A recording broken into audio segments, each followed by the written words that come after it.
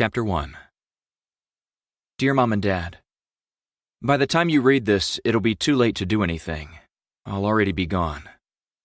I just wanted you to know that it was too late long before now, and there was nothing you could have ever done to stop this. I know you would if you could. You guys always tried your best for me. If anyone doesn't believe that or tries to blame you, show them this. It wasn't you, it was me. I'm not right. Never have been. I don't think I could ever really explain any of this, but I've never been happy, and I genuinely and truly believe I will never be. How can I keep living when I know that every day of my life will be miserable? What's the point? What if you could have prevented Columbine, or Sandy Hook, or Parkland?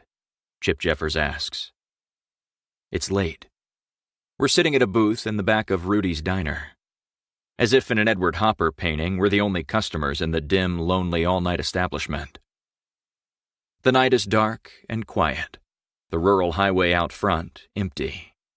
The lone street lamp reflecting off the asphalt, damp from a brief early evening rain. You would have, right? He adds. Don't know a cop in the entire world who wouldn't.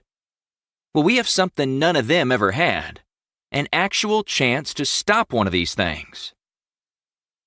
Chip Jeffers, the Potter County deputy sitting across from me, is a middle-aged white man with a thick, wiry mustache, large black plastic-framed glasses, and a pale, dome-shaped balding head haloed by brown going gray hair.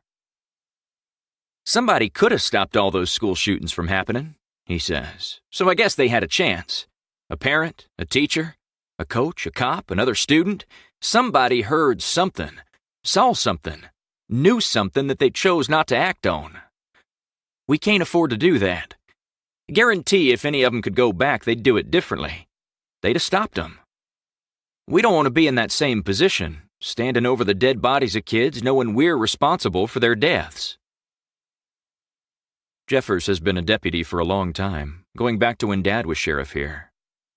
In fact, it was Dad he had asked to speak with, but because the clandestine meeting had to be late at night, because Chip Jeffers had always been a bit of an alarmist, and because of the politics involved, Dad asked me to meet with him. Since I take every opportunity I can to see little John Paul Pearson and check on his mother, I said yes. I glance over toward mother and child. Carla is sleeping on one of the bar stools at the front counter, her head lying on her outstretched arm on the faded Formica countertop, her baby boy asleep in a car seat next to her. Like his mother, he is sleeping sitting up, something his mother has spent most of her life doing. Perhaps she is training him to do the same, or perhaps she is preparing him to do something she never could. Ride out of this town and never return. Looking at them sleeping rough like that causes a certain slippage inside me, as if something at my core is sinking a little, shifting around a bit, and not in any kind of good way. You okay? Jeffers asks. What is it? I nod. Go ahead with your story, I say. You saying we have a chance to stop a school shooting? Think about it, he says. We always come in after a crime has been committed, after it's too late for anything but picking up a bunch of broken pieces and arresting some poor, sad, shot-out bastard who would take it back if he could, but he can't, so... But what if we could stop it from ever happening? I think it would not only prevent loss of life in this particular situation, but inspire other agencies to do the same. Make them more proactive and all. Like us. What if we started a movement that transitioned from law enforcement to crime prevention? Serious crime prevention, like school shootings and things like that. Ignoring his grandiose plans to transform police work, I say, You think there's going to be a school shooting? Here, in Pottersville? He nods. I know it. His certainty is as hollow and annoying as his visions of grandeur. He frowns. I can tell by your expression that you don't believe me. Your dad used to give me that same look. I don't not believe you, I say. Tell me why you think there's going to be a school shooting here, and why you're telling me and not the new sheriff. You don't have to take my word for it, he says. Kim and Leanne will be here in a minute with evidence. Kim Miller and Leanne Dunn, both classmates of mine, are the school resource officer and the guidance counselor of Potter High. And as far as Glenn, I did take it to him. He didn't take it seriously, like everything else I've ever taken to him. But he told me I could look into it, just keep Kimmy in the loop. Dismissive-like. Giving me busy work, the way you would a kid. Hugh Glenn, the current sheriff, is the former deputy and detective who beat Dad in a closely contested general election, handing Dad his first defeat. Ever. Glenn had been a lazy deputy and investigator, and is now a lazy sheriff. Far more politician and administrator than law enforcement officer. Headlight beams sweep across the dim diner, and I turn to see Kim and Leanne pulling into the parking lot in Kim's cruiser. I jump up and quietly step out to greet them so I can keep the cowbell above the door from clanging when they come in, and let them know that Carla and John are sleeping. I reach their car just as they're getting out. "John, Jordan," Kim says. "Been too long since we've seen your handsome face around here."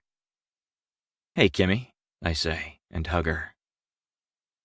Kim Miller is a petite woman with a pretty pale face and big brown eyes, and longish, silky black hair she almost always wears in a ponytail. There is the slightest hint of something Asian in her features that, if it's there at all, must come from her mother's side. Though it's late and she's off duty, she's in uniform. "Wow," she says. "Haven't been called that in a while." Leanne walks up with a big smile and says, "Class of '86, where you at?" "Hey, Leanne," I say as I hug her. "How are you?" Leanne Dunn is a large, solid woman with smallish blue eyes and curly blonde baby doll hair. Nearly my height, muscular with no hips and very few curves, she has the build of a slightly above-average man. "I'm good, real good.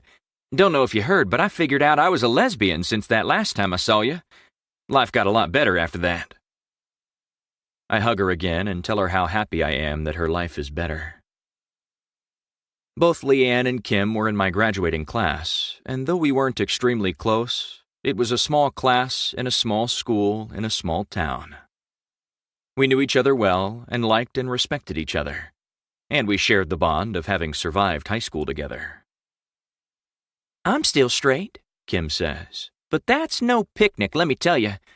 Think I could get another hug?" We pull her in, and the three of us hug in what resembles a small football huddle.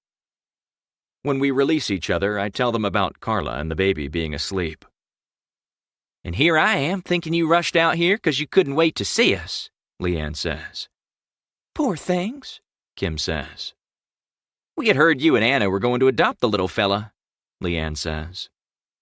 I frown and nod. We were. "What happened?" Kim asks. "What so often does," I say. "Carla changed her mind after she held him." "I get it," Leanne says. "I changed my mind after holding a man too, but to quit them, not keep them. But I know you've got to be disappointed, John. I'm sorry." She pats me on the shoulder without having to reach up to do so. "Me too," Kim says. "So sorry to hear that. How is Anna?" We're both sad and disappointed, but we're okay. Getting used to the idea. "So," Leanne says, "instead of being safe at home in bed with you and Anna watching over him, he spends his nights inside Rudy's disgusting diner?" "We're working on that," I say. Their eyes widen, and they perk up. "On getting him?" Kim asks. No, nothing like that. On making it so Carla doesn't have to be here with him. It's just taking a little time, trying to get her low-income housing and some assistance."